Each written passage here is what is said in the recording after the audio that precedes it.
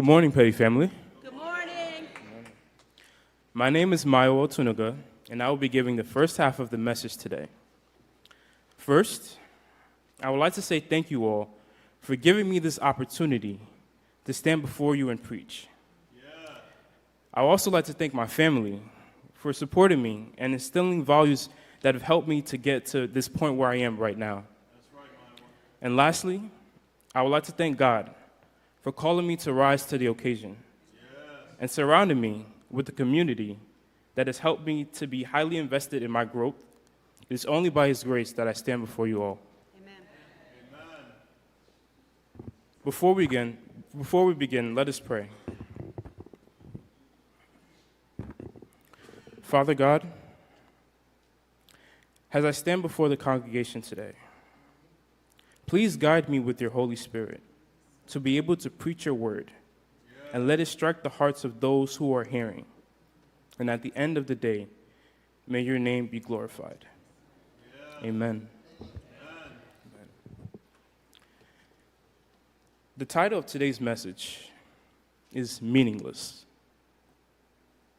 Yet, when I surveyed what my hands had done and what I toiled to achieve, everything was meaningless. A chasing after the wind. Yes, sir. Nothing was gained under the sun. Ecclesiastes chapter 2, verse 11. Yes. I have been reading through the book of Ecclesiastes for the past couple weeks. And when I stumbled upon this verse, I was in awe. I had to pause for a minute to really reflect on this verse because it was very profound to me. Yes. This verse was written by King Solomon, who we all know to be the wisest king in the Bible. Right. He had tremendous wealth and power, but at the end of the day, he realized everything he was doing was for himself and his satisfaction, which would all be meaningless. Yes. That's right. In today's world, many of us are always busy with one thing or another, trying to keep up with the times that are around us. Yes. Many of us could be busy with work, school, family, or our physical well-being, which is understandable. However, many of us forget to find time for God and remind ourselves to set our eyes on the prize, which is heaven. All the time we spend worrying about storing up treasures and other materialistic things is nothing when we stand before God, which we all will. None of the things that we do here on earth can contribute to our own salvation because we have done absolutely nothing to earn it. In Isaiah chapter 57, verse 12, it says, I will expose your righteousness and your works, and they will not benefit you. Amen. Looking back at the scripture, I would like to focus on Ecclesiastes chapter 2, verse 3, where it says, I wanted to see what was good for people to do under the heavens during the few days of their lives. Yes. King Solomon understood that the days that people had here on earth were short, and however they lived on earth, God would bring judgment. Like I said before, all of us are worrying about the things of this world instead of focusing on God. Yes. Throughout our society, many people, including myself, are preoccupied with worldly gains and put God to the side as if they can always come back to Him whenever they feel like it. Yes. There are people in the Bible who focused on earthly treasures. For example, Judas Iscariot, who betrayed Jesus for 30 pieces of silver. Pharisees, who thought that they were righteous by keeping the law, but inwardly their hearts were full of greed. However, there is a story, or less, a parable in the Bible which is particularly interesting. The parable of the rich fool. In the book of Luke, chapter 12, it talks of a rich man who had yielded an abundance of harvest and was wondering where he would store his treasures since he did not have a place to put them. The man thought that he had an abundance of time to be comfortable and not worry about tomorrow. However, God says to him in verse 20, "You fool, this night your life will be demanded from you. Then who will get what you have prepared for yourself?" God was angry with him because he was living so comfortably, thinking about himself and the riches that he had stored up. He did not care about God because the verse after says, "This is how it will be with whoever stores up things for themselves but is not rich toward God." Brothers and sisters, just like this man, many of us are in the same shoes. We worry about the things that are meaningless and think that we have time to come back to God later when we feel like it, since we want to give him the leftovers of the years we used working for our own selfish gain. God should be the center. God should be the center of all the things that we do, but instead society prides itself in self-indulgence. Yes, it does. Many of us are tied up to the contentment of this world that some of us even don't want to leave. And everything all around us is meaningless and will pass away, but those who do the will of God will never die. Yes. I would like you all to use your imagination here for a minute. Visualize a very long white rope. And at the beginning of this white rope, highlight an inch of it in yellow. That yellow part represents the few days of our lives here on earth. And the rest of that long white rope is eternity, heaven. However, that small yellow part of that rope is a determination of where we would be for eternity. There is a place that awaits those who place their faith in Jesus Christ. And the amount of years that you have here on earth is incomparable to the thousands of years in heaven. Go ahead. I have a story of a mentor who I respect and look up to, who used to work at Silicon Valley. And Silicon Valley is a major hotspot for tech companies, such as Apple, Netflix, HP, Adobe, Tesla, and much more. He decided to leave all that behind, which included the money and the comfortability, in order to fulfill his calling as a pastor. At the moment, the job and the status he left there was meaningless to the calling he had from God. And in his words, a calling that was much more precious than anything on earth. Yes. He would go on to become a reputable man of God as the years followed, and understood what it meant to have genuine joy in God in everything he did. Yes.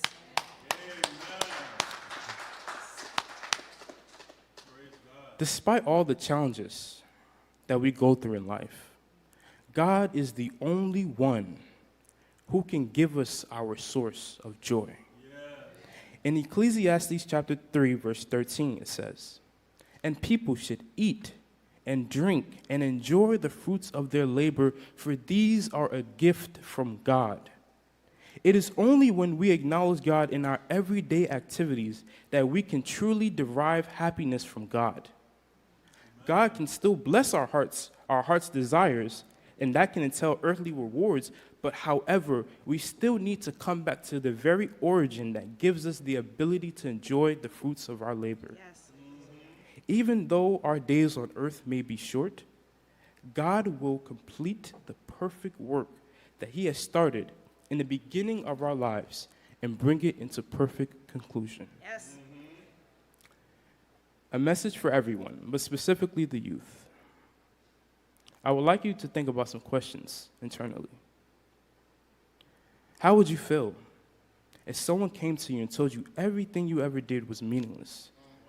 School, work, playing on sports teams, and much more, in comparison to the plans that God has for you, because many are the plans in a person's heart, but the Lord's purpose will prevail. Yes. Secondly, are we willing to leave the lifestyle that we are living to fulfill the calling that God has for us, even if it goes against our comfort zone, because many are called, but few are chosen. Now, let us take a moment to reflect on these questions.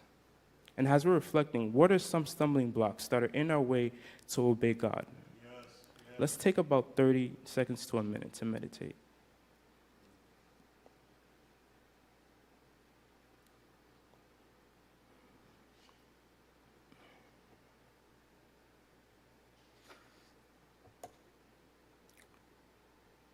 Father God, I know that there are things within our lives that are blocking us to get to the next level. Help us to remove those stumbling blocks Yes. so that we can set our eyes on you. Remind us that all the riches and the wealth that we accumulate for our lonesome make us self-righteous. But the only way to be righteous with you is our faith. In Jesus' name, amen. Amen.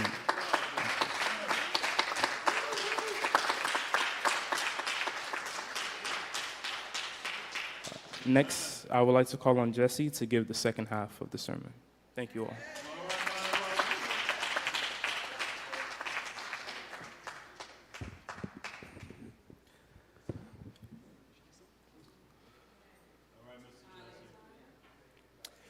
Good morning, church. Good morning. My name is Jesse Noupin, and I'll be giving you the message for today. First, I would like to thank God for bringing me here, standing in front of you all today. Without him, none of this would be possible. Second, I would like to thank the church for giving me this opportunity to deliver a message to all of you today. I am beyond grateful and humble for this opportunity. Finally, I would like to thank my parents for guiding me in my faith, teaching me so much and giving me their wisdom. Without them, none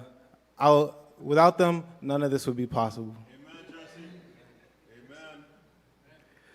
May we bow our heads in prayer.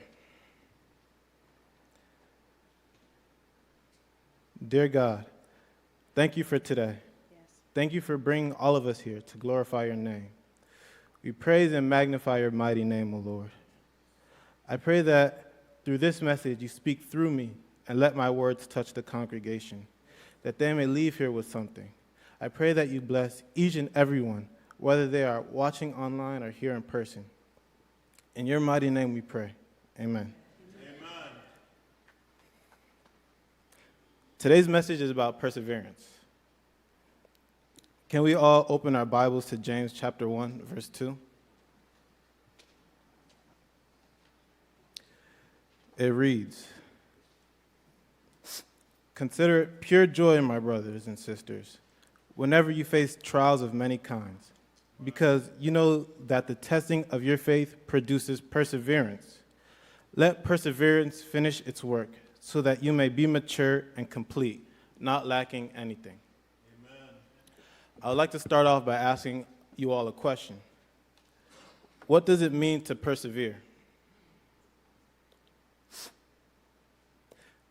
To me, perseverance means to push through a difficult time, facing challenges and adversities, but not giving up, always pushing through.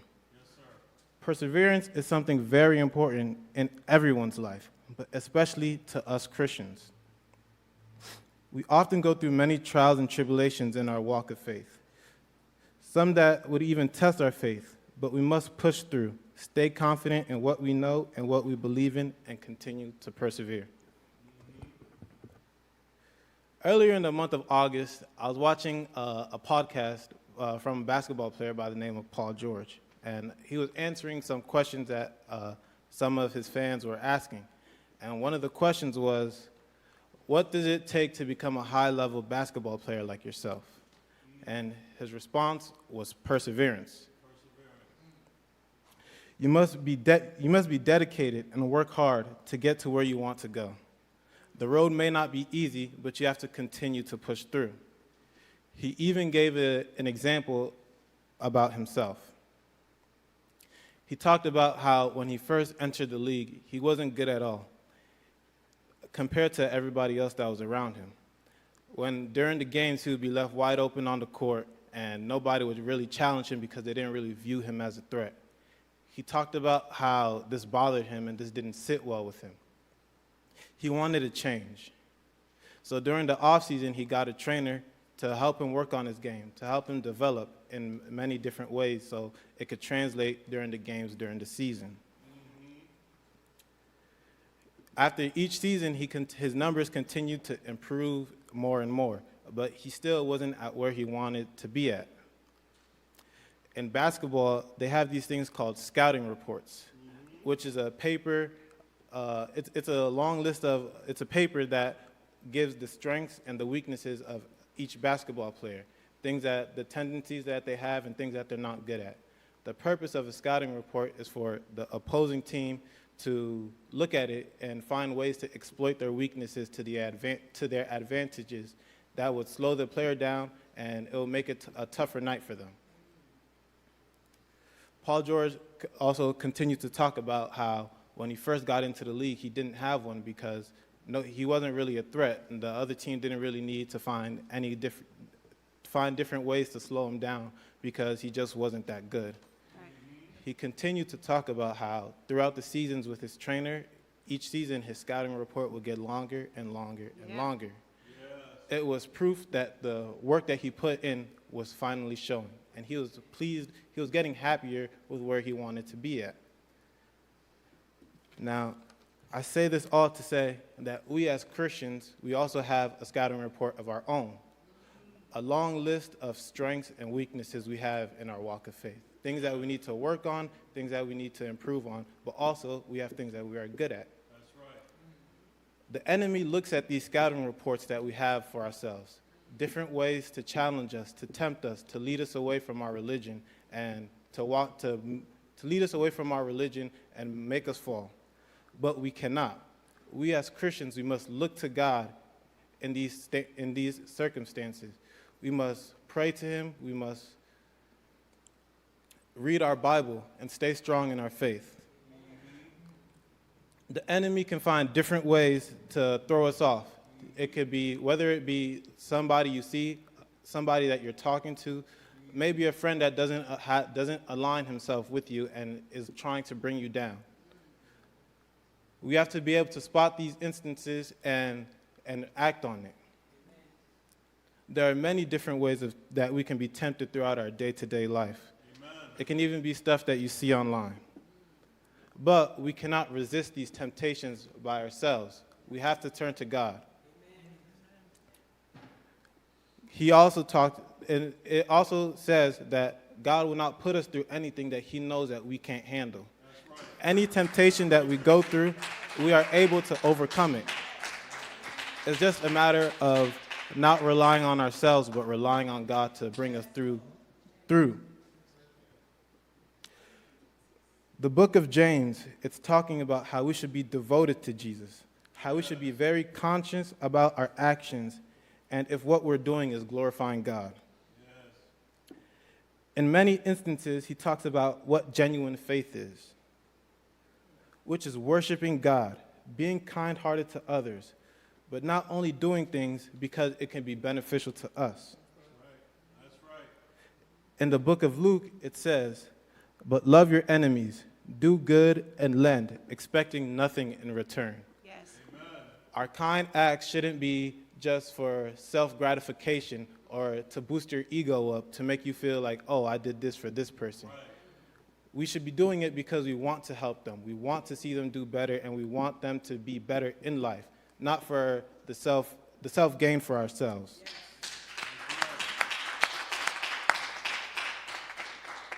In James chapter 1, verse 12, it says, "Blessed is the one who perseveres under trial, because having stood the test, that person will receive the crown of life that the Lord has promised to those who love him." And this, James is giving us the reward of our perseverance, the end goal. After all the troubles, after all the trials we've been through, James is giving us the reward. I would like to end with this, that we as youth, we must persevere, and we will continue to do so. We know that the road is hard and far from easy. We know that we will be facing many troubles and hard comings and challenges. Even though nothing is going to be easy in our lives. There will be times where we are down, where we feel like everything we are going through is too much to handle. And in some instances, we may even lose hope. That's true. However, we shall always push through. We should stay strong. We should continue to pray, continue to look to God in these instances in our life, and continue our walk of faith for the glory of God. Amen. I would like all of us to think of instances in our life. Take a moment and think of instances in our life where we have fell through to those temptations that have been put against us. Yes, sir. And I would like us to reflect on ways we could look to God in these instances and to help us resist these temptations. Amen. Amen.